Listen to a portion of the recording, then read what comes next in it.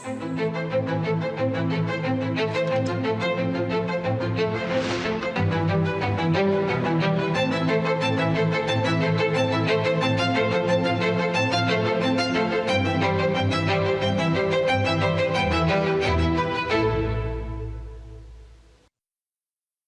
പ്രിയപ്പെട്ട ദേശവാസികളെ നമസ്കാരം.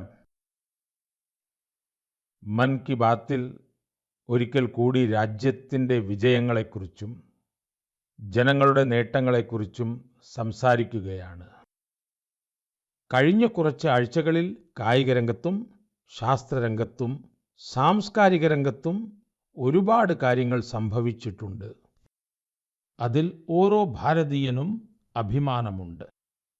ഇപ്പോൾ അടുത്തിടെ ശുഭാംശു ശുക്ലയുടെ ബഹിരാകാശത്തു നിന്നുള്ള തിരിച്ചുവരവിനെക്കുറിച്ച് രാജ്യത്ത് വലിയ ചർച്ച നടന്നു. ശുഭാംശു ഭൂമിയിൽ സുരക്ഷിതമായി തിരിച്ചിറങ്ങിയപ്പോൾ ജനങ്ങളെല്ലാം അതിയായി ആഹ്ലാദിച്ചു. ഓരോ ഹൃദയത്തിലും സന്തോഷം അലയടിച്ചു. രാജ്യം മുഴുവൻ അഭിമാനത്താൽ നിറഞ്ഞു. ഞാൻ ഓർക്കുകയാണ്, 2023 ചന്ദ്രയാൻ 3 വിജയകരമായി ലാൻഡിംഗ് പൂർത്തിയാക്കിയപ്പോൾ രാജ്യത്ത് ഒരു പുതിയ അന്തരീക്ഷം രൂപപ്പെട്ടു. ശാസ്ത്രത്തെക്കുറിച്ചും സ്പേസിനെക്കുറിച്ചും കുട്ടികളിൽ ഒരു പുതിയ ജിജ്ഞാസ ഉണർന്നു. ഇപ്പോൾ ചെറിയ കുട്ടികൾ പറയുന്നു, ഞങ്ങൾക്കും സ്പേസിൽ പോകണം, ഞങ്ങൾക്കും ചന്ദ്രനിലിറങ്ങണം, സ്പേസ് സയന്റിസ്റ്റ് ആകണമെന്നെല്ലാം. സുഹൃത്തുക്കളെ, നിങ്ങൾ ഇൻസ്പയർ മാനക് അഭിയാനെക്കുറിച്ച് കേട്ടിട്ടുണ്ടാവും. ഇത് കുട്ടികളുടെ ഇന്നൊവേഷനെ പ്രോത്സാഹിപ്പിക്കുന്ന ഒരു പദ്ധതിയാണ്. ഇതിൽ ഓരോ സ്കൂളിൽ നിന്നും 5 കുട്ടികളെ തിരഞ്ഞെടുക്കുന്നു. ഓരോ കുട്ടിയും ഒരു പുതിയ ഐഡിയ കൊണ്ടുവരുന്നു. ഇതുവരെ ലക്ഷക്കണക്കിന് കുട്ടികൾ ഈ പദ്ധതിയിൽ ചേർന്നിട്ടുണ്ട്.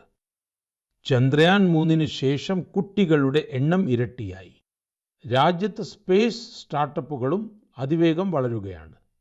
5 വർഷം മുൻപ് 50-ൽ താഴെ സ്റ്റാർട്ടപ്പുകളായിരുന്നു ഉണ്ടായിരുന്നത്. എന്നാൽ ഇന്ന് സ്പേസ് സെക്ടറിൽ മാത്രം 200-ലധികം സ്റ്റാർട്ടപ്പുകൾ ഉണ്ടായിരിക്കുന്നു.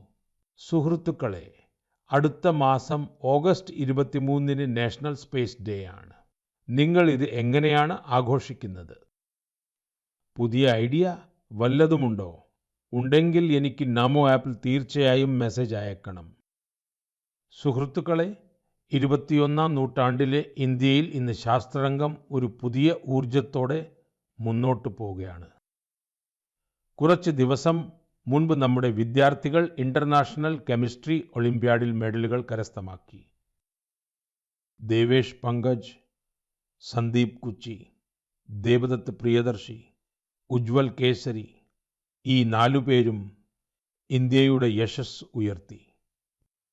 മാത്സിന്റെ ലോകത്തും ഇന്ത്യ തങ്ങളുടെ വ്യക്തിത്വം കൂടുതൽ ശക്തിപ്പെടുത്തിയിട്ടുണ്ട്. ഓസ്ട്രേലിയയിൽ നടന്ന ഇന്റർനാഷണൽ മാത്തമാറ്റിക്കൽ ഒളിമ്പ്യാഡിൽ നമ്മുടെ വിദ്യാർത്ഥികൾ 3 ഗോൾഡ്, 2 സിൽവർ, 1 ബ്രോൺസ് മെഡൽ എന്നിവ നേടിയിട്ടുണ്ട്. സുഹൃത്തുക്കളെ, അടുത്ത മാസം മുംബൈയിൽ ആസ്ട്രോണമി ആൻഡ് ആസ്ട്രോഫിസിക്സ് ഒളിമ്പ്യാഡ് നടക്കാൻ പോവുകയാണ്.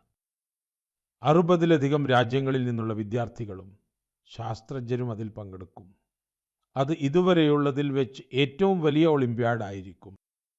ഒരു തരത്തിൽ നോക്കിയാൽ ഇന്ത്യ ഇപ്പോൾ ഒളിമ്പിക്സിനായും ഒളിമ്പ്യാഡിനായും ഒരുപോലെ മുന്നോട്ട് കുതിക്കുകയാണെന്ന് കാണാം. എൻ്റെ പ്രിയപ്പെട്ട ദേശവാസികളെ, നമ്മൾക്കെല്ലാവർക്കും അഭിമാനം നൽകുന്ന ഒരു വാർത്ത കൂടി യുനെസ്കോയിൽ നിന്ന് വന്നിട്ടുണ്ട്. യുനെസ്കോ 12 മറാഠ കോട്ടകളെ വേൾഡ് ഹെറിറ്റേജ് സൈറ്റുകളായി അംഗീകരിച്ചിരിക്കുന്നു. 11 കോട്ടകൾ മഹാരാഷ്ട്രയിലും 1 കോട്ട തമിഴ്നാട്ടിലുമാണുള്ളത്. ഓരോ കോട്ടയോടും ചരിത്രത്തിലെ ഓരോരോ താളുകൾ ചേർന്നിരിക്കുന്നു. ഓരോ കല്ലും ഒരു ചരിത്ര സംഭവത്തിന് സാക്ഷിയാണ്. സൽഹേർ കോട്ടയിലാണ് മുഗളരെ തോൽപ്പിച്ചത്. ശിവനേരിയിലാണ് ഛത്രപതി ശിവാജി മഹാരാജ ജനിച്ചത്. എതിരാളികൾക്ക് ഭേദിക്കാൻ കഴിയാത്ത കോട്ട. കാന്തേരി കോട്ട കടലിന്റെ നടുവിൽ നിർമ്മിച്ച അത്ഭുതകരമായ കോട്ട. ശത്രുക്കൾക്ക് അദ്ദേഹത്തെ തടയണമെന്നുണ്ടായിരുന്നു. പക്ഷേ ശിവാജി മഹാരാജ് അസാധ്യമായതിനെ സാധ്യമാക്കി കാണിച്ചു. പ്രതാപ്ഗഡ് കോട്ട, അവിടെയാണ് അഫ്സൽ ഖാനെതിരെ വിജയം നേടിയത്. ആ ഗാഥയുടെ പ്രതിധ്വനി ഇന്നും കോട്ടയുടെ ഭിത്തികളിൽ അലയടിക്കുന്നു. വിജയദുർഗ്, അവിടെ രഹസ്യ തുരങ്കങ്ങൾ ഉണ്ടായിരുന്നു. ഛത്രപതി ശിവാജി മഹാരാജിന്റെ ദീർഘവീക്ഷണത്തിന് തെളിവ് ഈ കോട്ടയിൽ കാണാം. ഞാൻ കുറച്ചു വർഷം മുൻപ് റായ്ഗഡ് സന്ദർശിച്ചിരുന്നു. അവിടെ ഛത്രപതി ശിവാജി മഹാരാജിന്റെ പ്രതിമക്ക് മുൻപിൽ നമസ്കരിച്ചു. ഈ അനുഭവം ജീവിതകാലം മുഴുവൻ എന്നോടൊപ്പം ഉണ്ടാകും. സുഹൃത്തുക്കളെ, രാജ്യത്തിൻ്റെ മറ്റു ഭാഗങ്ങളിലും ഇതുപോലെ അത്ഭുതകരമായ കോട്ടകളുണ്ട്. അവ ആക്രമണങ്ങളെ നേരിട്ടു, മോശം കാലാവസ്ഥയുടെ പ്രഹരം സഹിച്ചു, പക്ഷെ ഒരിക്കലും ആത്മാഭിമാനം വെടിയാൻ അനുവദിച്ചില്ല. രാജസ്ഥാനിലെ ചിത്തോർഗഡ് കോട്ട, കുംഭൽഗഡ് കോട്ട, രൺഥംബോർ കോട്ട, ആമേർ കോട്ട, ജയ്സൽമേർ കോട്ട എന്നിവ ലോകപ്രസിദ്ധമാണ്. കർണാടകയിലെ ഗുൽബർഗ കോട്ടയും വളരെ വലുതാണ്. ചിത്രദുർഗ കോട്ടയുടെ വലുപ്പം നിങ്ങളെ അത്ഭുതപ്പെടുത്തും. ആ കാലത്ത് ഈ കോട്ട എങ്ങനെ നിർമ്മിച്ചിട്ടുണ്ടാകും? സുഹൃത്തുക്കളെ, ഉത്തർപ്രദേശിലെ ബാന്തയിൽ കാളിഞ്ചർ കോട്ടയുണ്ട്. മഹ്മൂദ് ഗസ്നവി പലതവണ ഈ കോട്ടയെ ആക്രമിച്ചു, ഓരോ തവണയും പരാജയപ്പെട്ടു. ബുന്ദേൽഖണ്ഡിൽ ഇതുപോലെയുള്ള പല കോട്ടകളുമുണ്ട്. ഗ്വാളിയോർ, ഝാൻസി, ദാദിയ, അജയ്ഗഡ്, ഗഡ്കുണ്ടാർ, ചന്ദേരി. ഈ കോട്ടകൾ വെറും ഇഷ്ടികകളും കല്ലുകളുമല്ല. ഇവ നമ്മുടെ സംസ്കാരത്തിന്റെ പ്രതീകങ്ങളാണ്. സംസ്കാരവും സ്വാഭിമാനവും ഇന്നും ഈ കോട്ടകളുടെ ഉയരമുള്ള മതിലുകളിൽ നിന്ന് എത്തിനോക്കുന്നു.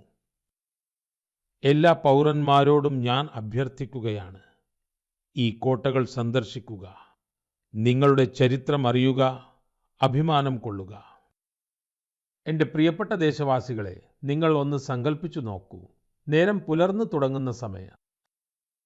ബീഹാറിലെ മുസാഫർപൂർ നഗരം, തീയതി ഓഗസ്റ്റ് 11, 1908. ഓരോ തെരുവും, ഓരോ കവലയും, ഓരോ ചലനവും ആ സമയത്ത് നിലച്ചതുപോലെയായിരുന്നു. ജനങ്ങളുടെ കണ്ണുകൾ നിറഞ്ഞൊഴുകുന്നുണ്ടായിരുന്നു. പക്ഷെ ഹൃദയങ്ങളിൽ അഗ്നി ജ്വലിച്ചു. ആളുകൾ ജയിൽ വളഞ്ഞു കഴിഞ്ഞിട്ടുണ്ടായിരുന്നു.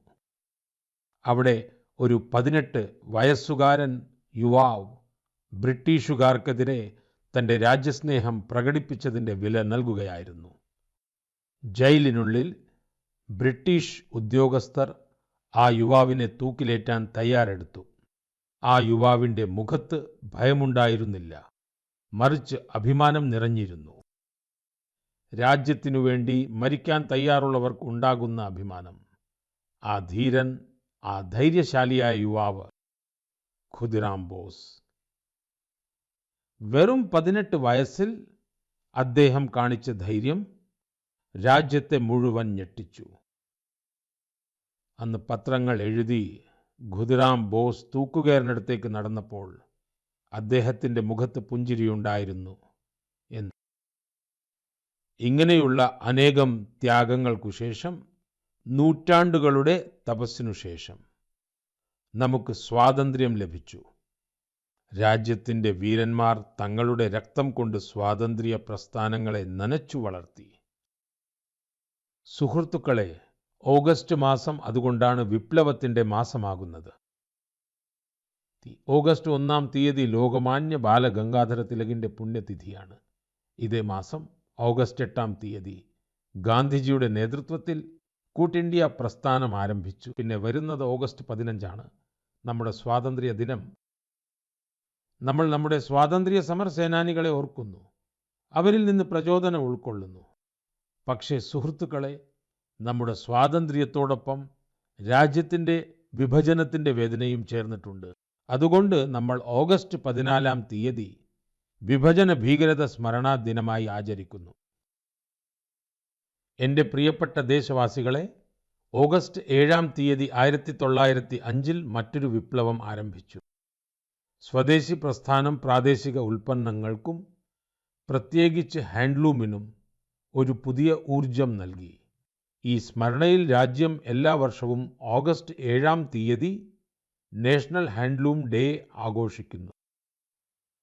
ഈ വർഷം ഓഗസ്റ്റ് 7-ന് നാഷണൽ ഹാൻഡ്ലൂം ഡേയുടെ 10 വർഷം പൂർത്തിയാവുകയാണ്. സ്വാതന്ത്ര്യ സമരകാലത്ത് നമ്മുടെ ഖാദി എങ്ങനെയാണോ സ്വാതന്ത്ര്യ സമരത്തിന് പുതിയ ശക്തി നൽകിയത്, അതുപോലെ ഇന്ന് രാജ്യം വികസിത ഭാരതമാകാൻ മുന്നോട്ടു പോകുമ്പോൾ ടെക്സ്റ്റൈൽ സെക്ടർ രാജ്യത്തിൻ്റെ ശക്തിയായി മാറുകയാണ്. കഴിഞ്ഞ 10 വർഷങ്ങളിൽ രാജ്യത്തിൻ്റെ വിവിധ ഭാഗങ്ങളിലായി ഈ സെക്ടറിൽ പ്രവർത്തി ലക്ഷക്കണക്കിന് ആളുകൾ വിജയത്തിൻ്റെ പല കഥകളും രചിച്ചിട്ടുണ്ട്. മഹാരാഷ്ട്രയിലെ പൈഘൺ ഗ്രാമത്തിലെ കവിത ധാവാൽ ആദ്യം ഒരു ചെറിയ മുറിയിലായിരുന്നു ജോലി ചെയ്തിരുന്നത്. അവിടെ സ്ഥലമോ സൗകര്യമോ ഉണ്ടായിരുന്നില്ല. അവർക്ക് സർക്കാരിൽ നിന്ന് സഹായം ലഭിച്ചു. ഇപ്പോൾ അവരിലെ പ്രതിഭ ഉയരങ്ങളിലേക്ക് പറക്കുകയാണ്. അവർ 3 ഇരട്ടി കൂടുതൽ സമ്പാദിക്കുന്നുണ്ട്. സ്വന്തമായി ഉണ്ടാക്കിയ പൈഠണി സാരികൾ വിൽക്കുന്നുണ്ട്. ഒഡീഷയിലെ മയർഭാഞ്ചലും ഇതുപോലൊരു വിജയത്തിൻ്റെ കഥയുണ്ട്. ഇവിടെ 650-ലധികം ആദിവാസി സ്ത്രീകൾ സന്താലി സാരിയെ പുനരുജ്ജീവിപ്പിച്ചു. ഈ സ്ത്രീകൾ ഇപ്പോൾ ഓരോ മാസവും ആയിരങ്ങൾ സമ്പാദിക്കുന്നുണ്ട്. ഇവർ വെറും തുണി ഉണ്ടാക്കുകയല്ല, സ്വന്തം വ്യക്തിത്വം രൂപപ്പെടുത്തുകയാണ്. ബീഹാറിലെ നളന്ദയിൽ നിന്നുള്ള നവീൻ കുമാറിന്റെ നേട്ടവും പ്രചോദനകരമാണ്. അദ്ദേഹത്തിന്റെ കുടുംബം തലമുറകളായി ഈ ജോലിയിൽ ഏർപ്പെട്ടിരിക്കുന്നു. എന്നാൽ ഏറ്റവും നല്ല കാര്യം എന്തെന്നാൽ അദ്ദേഹത്തിന്റെ കുടുംബം ഇപ്പോൾ ഈ ഫീൽഡിൽ ആധുനിക രീതികൾ ഉൾപ്പെടുത്തിയിട്ടുണ്ട് എന്നതാണ്. ഇപ്പോൾ അദ്ദേഹത്തിന്റെ കുട്ടികൾ ഹാൻഡ്ലൂം ടെക്നോളജി പഠിക്കുന്നുണ്ട്. അവർ വലിയ ബ്രാൻഡുകളിൽ ജോലി ചെയ്യുകയും ചെയ്യുന്നു. ഈ മാറ്റം ഒരു കുടുംബത്തിൻ്റേത് മാത്രമല്ല, ഇത് ആ പരിസരത്തുള്ള അനേകം കുടുംബങ്ങളെയും മുന്നോട്ട് നയിക്കുന്നു. സുഹൃത്തുക്കളെ, ടെക്സ്റ്റൈൽ ഇന്ത്യയുടെ ഒരു സെക്ടർ മാത്രമല്ല, ഇത് നമ്മുടെ സാംസ്കാരിക വൈവിധ്യത്തിൻ്റെ ഉദാഹരണം കൂടിയാണ്. ഇന്ന് ടെക്സ്റ്റൈൽ അപ്പാരൽ മാർക്കറ്റ് വളരെ വേഗത്തിൽ വളരുകയാണ്. ഈ വളർച്ചയുടെ ഏറ്റവും നല്ല കാര്യം എന്തെന്നാൽ ഗ്രാമങ്ങളിലെ സ്ത്രീകൾ, നഗരങ്ങളിലെ ഡിസൈനർമാർ, പ്രായമായ നെയ്ത്തുകാർ, സ്റ്റാർട്ടപ്പ് തുടങ്ങുന്ന നമ്മുടെ യുവാക്കൾ തുടങ്ങി എല്ലാവരും ഒരുമിച്ച് ഇതിനെ മുന്നോട്ട് കൊണ്ടുപോകുന്നു എന്നതാണ്. ഇന്ന് ഇന്ത്യയിൽ 3000-ലധികം ടെക്സ്റ്റൈൽ സ്റ്റാർട്ടപ്പുകൾ സജീവമാണ്. പല സ്റ്റാർട്ടപ്പുകളും ഇന്ത്യയുടെ ഹാൻഡ്ലൂം ഐഡന്റിറ്റിക്ക് ഗ്ലോബൽ ഹൈറ്റ് നൽകിയിട്ടുണ്ട്. 2047-ലെ വികസിത ഭാരതത്തിലേക്കുള്ള വഴി സ്വാശ്രയത്വമാണ്. ആത്മനിർഭർ ഭാരത് എന്നതിൻ്റെ ഏറ്റവും വലിയ അടിത്തറയാണ് വോക്കൽ ഫോർ ലോക്കൽ. ഇന്ത്യയിൽ നിർമ്മിച്ച ഏതൊരു ഉൽപ്പന്നവുമാകട്ടെ, അത് ഉണ്ടാക്കാൻ ഒരു ഇന്ത്യക്കാരൻ്റെ വിയർപ്പ് വീണിട്ടുണ്ടെങ്കിൽ അത് തന്നെ വാങ്ങുക, അത് തന്നെ വിൽക്കുക. ഇത് നമ്മുടെ ദൃഢനിശ്ചയമായിരിക്കണം. എൻ്റെ പ്രിയപ്പെട്ട ദേശവാസികളെ, ഭാരതത്തിലെ വൈവിധ്യത്തിൻ്റെ ഏറ്റവും മനോഹരമായ കാഴ്ച നമ്മുടെ നാടൻ പാട്ടുകളിലും പാരമ്പര്യങ്ങളിലും കാണാം. ഇതിൻ്റെ ഭാഗമാണ് നമ്മുടെ ഭജനകളും കീർത്തനങ്ങളും. പക്ഷേ കീർത്തനങ്ങളിലൂടെ കാട്ടുതീയിനെക്കുറിച്ച് ആളുകളെ ബോധവൽക്കരിക്കുന്നതിനെപ്പറ്റി നിങ്ങൾ എപ്പോഴെങ്കിലും കേട്ടിട്ടുണ്ടോ?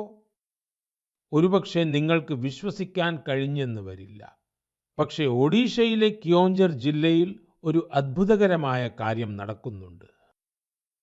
അവിടെ രാധാകൃഷ്ണ സങ്കീർത്തന മണ്ഡലി എന്ന പേരിൽ ഒരു സംഘമുണ്ട്. ഭക്തിയോടൊപ്പം ഈ സംഘം ഇന്ന് പരിസ്ഥിതി സംരക്ഷണത്തിൻ്റെ മന്ത്രവും ജപിക്കുന്നുണ്ട്.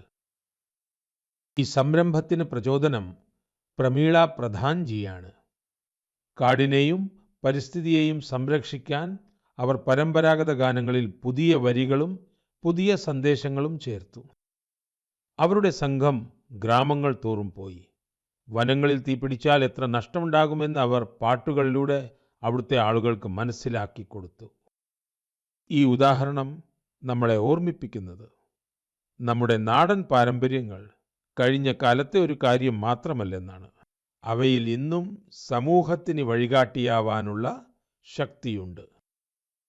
പ്രിയ ദേശവാസികളെ, ഭാരതീയ സംസ്കാരത്തിൻ്റെ അടിത്തറയാണ് നമ്മുടെ ഉത്സവങ്ങളും പാരമ്പര്യങ്ങളും. എന്നാൽ നമ്മുടെ സംസ്കാരത്തിന്റെ സജീവതയ്ക്ക് മറ്റൊരു വശം കൂടിയുണ്ട്.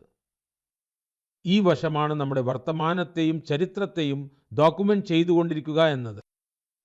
നമ്മുടെ യഥാർത്ഥ ശക്തി നൂറ്റാണ്ടുകളായി മാനുസ്ക്രിപ്റ്റ്സ് രൂപത്തിൽ സംരക്ഷിക്കപ്പെട്ട അറിവാണ്. ഈ മാനുസ്ക്രിപ്റ്റുകളിൽ ശാസ്ത്രവും ചികിത്സാ രീതികളും സംഗീതവും ദർശനങ്ങളുമുണ്ട്. പിന്നെ ഏറ്റവും വലിയ കാര്യം ചിന്തയാണ്. അതിന് മനുഷ്യരാശിയുടെ ഭാവിയെ ശോഭനമാക്കാൻ കഴിയും. സുഹൃത്തുക്കളെ, ഇത്തരത്തിലുള്ള അസാധാരണമായ അറിവിനെ, ഈ പാരമ്പര്യത്തെ സംരക്ഷിക്കേണ്ടത് നമ്മുടെയെല്ലാം ഉത്തരവാദിത്തമാണ്. നമ്മുടെ രാജ്യത്ത് ഓരോ കാലഘട്ടത്തിലും ഇതിനെ തങ്ങളുടെ സാധനയാക്കി മാറ്റിയ ചില ആളുകൾ ഉണ്ടായിട്ടുണ്ട്. അങ്ങനെയുള്ള ഒരു പ്രചോദനാത്മക വ്യക്തിത്വമാണ് തമിഴ്നാട്ടിലെ തഞ്ചാവൂരിൽ നിന്നുള്ള മണിമാരൻജി. അദ്ദേഹത്തിന് തോന്നി, ഇന്നത്തെ തലമുറ തമിഴ് പുരാലിഖിതങ്ങൾ വായിക്കാൻ പഠിച്ചില്ലെങ്കിൽ ഭാവിയിൽ ഈ അമൂല്യ പൈതൃകം നഷ്ടപ്പെടുമെന്ന്. അതുകൊണ്ട് അദ്ദേഹം വൈകുന്നേരങ്ങളിൽ ക്ലാസുകൾ തുടങ്ങി. അവിടെ വിദ്യാർത്ഥികൾ, ജോലി ചെയ്യുന്ന യുവാക്കൾ, ഗവേഷകർ എല്ലാവരും വന്ന് പഠിക്കാൻ തുടങ്ങി. മണിമാരൻജി തമിഴ് സുവടി ഇയൽ, അതായത് പാം ലീഫ് മാനുസ്ക്രിപ്റ്റ്സ് വായിക്കാനും മനസ്സിലാക്കാനുമുള്ള രീതി പഠിപ്പിച്ചു. ഇന്ന് പല ശ്രമങ്ങളിലൂടെയും ധാരാളം വിദ്യാർത്ഥികൾ ഈ വിദ്യയിൽ പ്രാവീണ്യം നേടിയിട്ടുണ്ട്. ചില വിദ്യാർത്ഥികൾ ഈ മാനുസ്ക്രിപ്റ്റുകളുടെ അടിസ്ഥാനത്തിൽ ട്രഡീഷണൽ മെഡിസിൻ സിസ്റ്റത്തിൽ ഗവേഷണവും തുടങ്ങിയിട്ടുണ്ട്. സുഹൃത്തുക്കളെ, ചിന്തിക്കൂ. ഇങ്ങനെയൊരു ശ്രമം രാജ്യമെങ്ങും നടന്നാൽ നമ്മുടെ പുരാതന വിജ്ഞാനം വെറും ചുവരുകളിൽ ഒതുങ്ങി നിൽക്കില്ല. അത് പുതിയ തലമുറയുടെ ബോധത്തിന്റെ ഭാഗമായി മാറും. ഈ ചിന്തയിൽ നിന്ന് പ്രചോദനം ഉൾക്കൊണ്ട് ഭാരത സർക്കാർ ഈ വർഷത്തെ ബഡ്ജറ്റിൽ ഒരു ചരിത്രപരമായ പദ്ധതി പ്രഖ്യാപിച്ചിട്ടുണ്ട്, ഗ്യാൻ ഭാരതം മിഷൻ. ഈ മിഷന്റെ കീഴിൽ പുരാതന കൈയെഴുത്തു പ്രതികളെ ഡിജിറ്റൈസ് ചെയ്യും. പിന്നെ ഒരു നാഷണൽ ഡിജിറ്റൽ റിപ്പോസിറ്ററി ഉണ്ടാക്കും. അവിടെ ലോകമെമ്പാടുമുള്ള വിദ്യാർത്ഥികൾക്കും ഗവേഷകർക്കും ഭാരതത്തിന്റെ ജ്ഞാനപാരമ്പര്യവുമായി ബന്ധപ്പെടാൻ കഴിയും. എനിക്ക് നിങ്ങളോടൊരു അപേക്ഷയുണ്ട്. നിങ്ങൾ അത്തരമൊരു ശ്രമത്തിൽ പങ്കാളിയാണെങ്കിൽ, അല്ലെങ്കിൽ പങ്കാളിയാകാൻ ആഗ്രഹിക്കുന്നുവെങ്കിൽ, MyGov അല്ലെങ്കിൽ സാംസ്കാരിക മന്ത്രാലയവുമായി തീർച്ചയായും ബന്ധപ്പെടുക. കാരണം ഇത് കേവലം മാനുസ്ക്രിപ്റ്റുകൾ മാത്രമല്ല, ഇത് ഇന്ത്യയുടെ ആത്മാവിന്റെ അധ്യായങ്ങളാണ്. ഇവയെ നമ്മൾ വരും തലമുറകൾക്ക് പകർന്നു കൊടുക്കേണ്ടതുണ്ട്. എൻ്റെ പ്രിയപ്പെട്ട ദേശവാസികളെ, നിങ്ങളുടെ ചുറ്റും എത്രതരം പക്ഷികളുണ്ട്, കുരുവികളുണ്ട് എന്ന് ചോദിച്ചാൽ നിങ്ങൾ എന്തു പറയും? ഒരുപക്ഷേ എനിക്ക് ദിവസവും 5-6 പക്ഷികളെ കാണാൻ കഴിയുന്നു, അല്ലെങ്കിൽ കുരുവികളെ കാണാൻ കഴിയുന്നു എന്നായിരിക്കും പറയുക. ചിലത് പരിചിതമായവയാണ്, ചിലത് അപരിചിതമായവ. എന്നാൽ നമ്മുടെ ചുറ്റും ഏതൊക്കെ പക്ഷി വർഗങ്ങൾ ജീവിക്കുന്നു എന്ന് അറിയുന്നത് വളരെ രസകരമാണ്. അടുത്തിടെ ഇതുപോലൊരു ഗംഭീരമായ ശ്രമം നടന്നിട്ടുണ്ട്. സ്ഥലം അസമിലെ കാജിരംഗ നാഷണൽ പാർക്ക്. സാധാരണയായി ഈ പ്രദേശം അവിടുത്തെ റൈനോസ് അഥവാ കാണ്ടാമൃഗങ്ങൾക്ക് പേരുകേട്ടതാണ്. എന്നാൽ ഇത്തവണ ചർച്ചാ വിഷയമായിരിക്കുന്നത് ഇവിടുത്തെ പുൽമേടുകളും അവിടെ വസിക്കുന്ന കുരുവികളുമാണ്. ആദ്യമായി അവിടെ ഗ്രാസ്ലാൻഡ് ബേർഡ് സെൻസസ് നടന്നു. അതിനെക്കുറിച്ച് അറിയുമ്പോൾ നിങ്ങൾക്ക് സന്തോഷമാകും. കാരണം ഈ സെൻസസ് മൂലം 40-ലധികം പക്ഷി വർഗങ്ങളെ തിരിച്ചറിഞ്ഞിട്ടുണ്ട്. ഇതിൽ പല അപൂർവ പക്ഷികളും ഉൾപ്പെടുന്നു.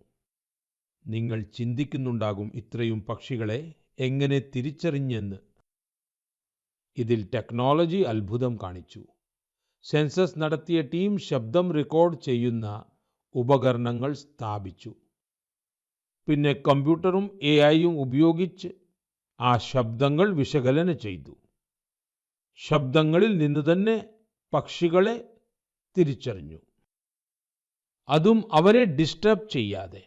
ഒന്ന് ആലോചിച്ചു നോക്കൂ. ടെക്നോളജിയും സംവേദനക്ഷമതയും ഒന്നിക്കുമ്പോൾ പ്രകൃതിയെ മനസ്സിലാക്കുന്നത് എത്ര എളുപ്പവും ആഴമുള്ളതുമാകുന്നു എന്ന് നമ്മൾ ഇത്തരം ശ്രമങ്ങൾ പ്രോത്സാഹിപ്പിക്കണം. അതുവഴി നമുക്ക് നമ്മുടെ ജൈവവൈവിധ്യത്തെ തിരിച്ചറിയാനും അടുത്ത തലമുറയെയും ഇതിലേക്ക് ബന്ധിപ്പിക്കാനും സാധിക്കണം. എൻ്റെ പ്രിയപ്പെട്ട ദേശവാസികളെ, ചിലപ്പോൾ ഏറ്റവും വലിയ വെളിച്ചം പൊട്ടിപ്പുറപ്പെടുന്നത് ഇരുട്ട് ഏറ്റവും കൂടുതൽ തമ്പടിച്ചിരിക്കുന്ന ഇടത്തു നിന്നാകും. അങ്ങനെ ഒരു ഉദാഹരണമാണ് ജാർഖണ്ഡിലെ ഗുംല ജില്ലയിലേത്. ഒരു കാലത്ത് ഈ പ്രദേശം മാവോയിസ്റ്റ് അക്രമങ്ങൾക്ക് പേരുകേട്ടതായിരുന്നു. ബാസിയ ബ്ലോക്കിലെ ഗ്രാമങ്ങൾ വിജനമായിക്കൊണ്ടിരുന്നു. ആളുകൾ ഭയത്തിൻ്റെ നിഴലിൽ ജീവിച്ചു. ജോലിയുടെ ഒരു സാധ്യതയും കണ്ടിരുന്നില്ല. ഭൂമി ഒഴിഞ്ഞുകിടന്നിരുന്നു. ചെറുപ്പക്കാർ പലായനം ചെയ്യുകയായിരുന്നു. പക്ഷെ പിന്നെ മാറ്റത്തിൻ്റെ വളരെ ശാന്തവും ക്ഷമയോടെയുമുള്ള ഒരു തുടക്കം അവിടെ ഉണ്ടായി. ഓം പ്രകാശ് സാഹു എന്നു പേരുള്ള ഒരു യുവാവ് അക്രമത്തിൻ്റെ വഴി ഉപേക്ഷിച്ചു. അദ്ദേഹം മത്സ്യകൃഷി തുടങ്ങി. പിന്നീട് തന്നെപ്പോലുള്ള പല കൂട്ടുകാരെയും ഇതിനായി പ്രേരിപ്പിച്ചു. അദ്ദേഹത്തിൻ്റെ ഈ പ്രയത്നത്തിന് ഫലമുണ്ടായി. ആദ്യം തോക്ക് പിടിച്ചിരുന്നവർ ഇപ്പോൾ മീൻവലകൾ പിടിച്ചിരിക്കുന്നു. സുഹൃത്തുക്കളെ, ഓം പ്രകാശ് സാഹുവിൻ്റെ തുടക്കം എളുപ്പമായിരുന്നില്ല. എതിർപ്പുണ്ടായി, ഭീഷണികൾ ലഭിച്ചു. പക്ഷേ അദ്ദേഹത്തിൻ്റെ ധൈര്യം നഷ്ടപ്പെട്ടില്ല. പ്രധാനമന്ത്രി മത്സ്യസമ്പദ യോജന വന്നപ്പോൾ അദ്ദേഹത്തിന് പുതിയ ശക്തി ലഭിച്ചു. സർക്കാരിൽ നിന്ന് ട്രെയിനിങ് ലഭിച്ചു. കുളം നിർമ്മിക്കാൻ സഹായം ലഭിച്ചു. കണ്ടുനിൽക്കെ ഗുംലയിൽ മത്സ്യവിപ്ലവം ആരംഭിച്ചു. ഇന്ന് ബാസിയ ബ്ലോക്കിലെ 150-ലധികം കുടുംബങ്ങൾ മത്സ്യകൃഷിയുമായി ബന്ധപ്പെട്ടിരിക്കുന്നു.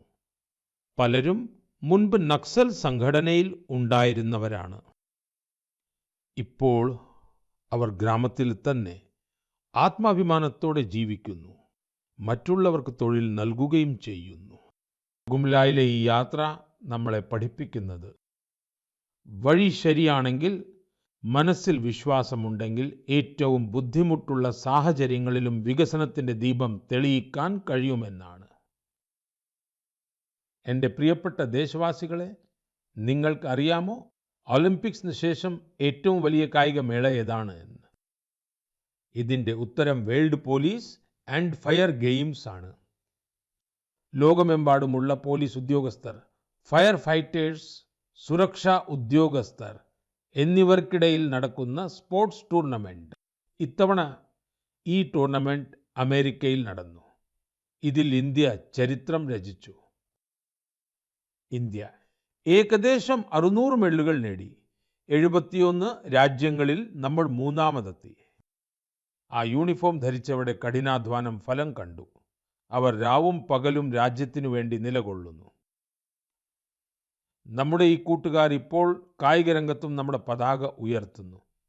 ഞാൻ എല്ലാ കളിക്കാർക്കും കോച്ചിംഗ് സംഘത്തിനും അഭിനന്ദനങ്ങൾ അറിയിക്കുന്നു. എന്തായാലും നിങ്ങൾക്കിതും അറിയുന്നതിൽ താൽപ്പര്യമുണ്ടായിരിക്കും. 2029 ഈ ഗെയിംസ് ഇന്ത്യയിലാണ് നടക്കുക. ലോകമെമ്പാടുമുള്ള കളിക്കാർ നമ്മുടെ രാജ്യത്തേക്ക് വരും. നമ്മൾ അവർക്ക് ഇന്ത്യയുടെ ആതിഥ്യമര്യാദ കാണിച്ചു കൊടുക്കും.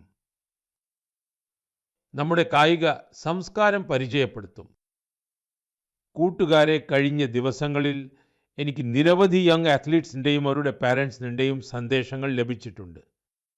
ഇവയിൽ ഖേലോ ഭാരത് നയം 2025 നന്നായി പ്രശംസിക്കപ്പെട്ടിട്ടുണ്ട്. ഈ നയത്തിൻ്റെ ലക്ഷ്യം വ്യക്തമാണ്: ഇന്ത്യയെ ഒരു സ്പോർട്ടിംഗ് സൂപ്പർ പവർ ആക്കുക. ഗ്രാമം, ദരിദ്രർ, പെൺകുട്ടികൾ എന്നിവർക്കാണ് ഈ നയത്തിൽ മുൻഗണന കൊടുത്തിരിക്കുന്നത്. സ്കൂളുകളും കോളേജുകളും ഇപ്പോൾ കായിക വിനോദങ്ങളെ ദൈനംദിന ജീവിതത്തിൻ്റെ ഭാഗമാക്കുന്നു. കായിക രംഗവുമായി ബന്ധപ്പെട്ട സ്റ്റാർട്ടപ്പുകൾ, അത് സ്പോർട്സ് മാനേജ്മെൻറ്റ്സ് ആയാലും മാനുഫാക്ചറിങ്ങുമായി ബന്ധപ്പെട്ടതായാലും, അവർക്ക് എല്ലാ രീതിയിലും സഹായം നൽകും. ഒന്ന് സങ്കൽപ്പിക്കൂ, രാജ്യത്തെ യുവജനങ്ങൾ സ്വന്തമായി നിർമ്മിച്ച റാക്കറ്റും ബാറ്റും ബോളും ഉപയോഗിച്ച് കളിക്കുമ്പോൾ ആത്മനിർഭർ മിഷൻ എത്ര വലിയ ശക്തി ലഭിക്കും എന്ന്. സുഹൃത്തുക്കളെ, കായിക വിനോദങ്ങൾ ടീം സ്പിരിറ്റ് ഉണ്ടാക്കുന്നു. ഇത് ഫിറ്റ്നസിലേക്കും ആത്മവിശ്വാസത്തിലേക്കും അതിലൂടെ ഒരു ശക്തമായ ഇന്ത്യയെ കെട്ടിപ്പടുക്കുന്നതിലേക്കുമുള്ള വഴിയാണ്. അതുകൊണ്ട് നന്നായി കളിക്കൂ, നന്നായി വളരൂ. എൻ്റെ പ്രിയപ്പെട്ട ദേശവാസികളെ, ചില ആളുകൾക്ക് ചിലപ്പോൾ ഏതൊരു കാര്യവും അസാധ്യമായി തോന്നുന്നു. ഇത് നടക്കുമോ? എന്നാൽ രാജ്യം ഒരു ചിന്തയിലേക്ക് ഒരുമിച്ച് വന്നാൽ അസാധ്യമായത് സാധ്യമാകും. സ്വച്ഛ് ഭാരത് മിഷൻ ഇതിൻ്റെ ഏറ്റവും വലിയ ഉദാഹരണമാണ്. അടുത്ത് തന്നെ ഈ മിഷൻ 11 വർഷം പൂർത്തിയാകും. എന്നാൽ ഇതിൻ്റെ ശക്തിയും ആവശ്യകതയും അന്നും ഇന്നും ഒരുപോലെ തന്നെയാണ്. 11 വർഷങ്ങളിൽ സ്വച്ഛ് ഭാരത് മിഷൻ ഒരു ജനകീയ പ്രസ്ഥാനമായി മാറിയിരിക്കുന്നു. ആളുകൾക്കിത് അവരുടെ ഉത്തരവാദിത്തമായി മാറിയിരിക്കുന്നു. ഇതാണല്ലോ ശരിക്കുള്ള ജനപങ്കാളിത്തം. സുഹൃത്തുക്കളെ, എല്ലാ വർഷവും നടക്കുന്ന സ്വച്ഛ് സർവേക്ഷൺ ഈ വികാരത്തിനെ കൂടുതൽ വർദ്ധിപ്പിച്ചു. ഈ വർഷം രാജ്യത്തെ 4500-ലധികം നഗരങ്ങളും ചെറുപട്ടണങ്ങളും ഇതിൽ ചേർന്നു. 15 കോടിയിലധികം ആളുകൾ ഇതിൽ പങ്കെടുത്തു. ഇത് സാധാരണ സംഖ്യയല്ല. ഇത് സ്വച്ഛ് ഭാരതിന്റെ ശബ്ദമാണ്. സുഹൃത്തുക്കളെ, ശുചിത്വത്തെക്കുറിച്ച് നമ്മുടെ നഗരങ്ങളും ചെറുപട്ടണങ്ങളും അവരുടെ ആവശ്യങ്ങൾക്കും സാഹചര്യങ്ങൾക്കും അനുസരിച്ച് വ്യത്യസ്ത രീതികളിൽ പ്രവർത്തിക്കുന്നുണ്ട്. ഈ നഗരങ്ങളിൽ മാത്രമല്ല, രാജ്യം മുഴുവൻ ഈ രീതികൾ സ്വീകരിക്കുന്നുണ്ട്. ഉത്തരാഖണ്ഡിലെ കീർത്തി നഗറിലെ ആളുകൾ മലകളിൽ വേസ്റ്റ് മാനേജ്മെന്റിന് പുതിയ മാതൃക സ്ഥാപിക്കുന്നുണ്ട്. അതുപോലെ മംഗളൂരുവിൽ ടെക്നോളജി ഉപയോഗിച്ച് ഓർഗാനിക് വേസ്റ്റ് മാനേജ്മെന്റ് നടക്കുന്നുണ്ട്. അരുണാചലിൽ റോയിങ് എന്നൊരു ചെറിയ നഗരമുണ്ട്. ഒരു സമയത്ത് ഇവിടെയുള്ള ആളുകളുടെ ആരോഗ്യത്തിന് വേസ്റ്റ് മാനേജ്മെന്റ് വലിയൊരു ചലഞ്ചായിരുന്നു. ഇവിടുത്തെ ആളുകൾ ഇതിന്റെ ഉത്തരവാദിത്തം ഏറ്റെടുത്തു. ഗ്രീൻ റോയിങ് ഇനിഷ്യേറ്റീവ് തുടങ്ങി.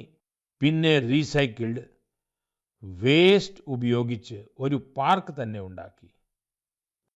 അതുപോലെ തന്നെ കരാഡിൽ, വിജയവാഡയിൽ വാട്ടർ മാനേജ്മെന്റിന് പല പുതിയ ഉദാഹരണങ്ങളും ഉണ്ടായിട്ടുണ്ട്. അഹമ്മദാബാദിലെ റിവർ ഫ്രണ്ട് ശുചീകരണവും രാജ്യത്തിന്റെ ശ്രദ്ധ പിടിച്ചു പറ്റിയിട്ടുണ്ട്. സുഹൃത്തുക്കളെ, ഭോപ്പാലിലെ ഒരു ടീമിൻ പേര് സകാരാത്മക് സോച്ച് എന്നാണ്. ഇതിൽ 200 സ്ത്രീകളുണ്ട്.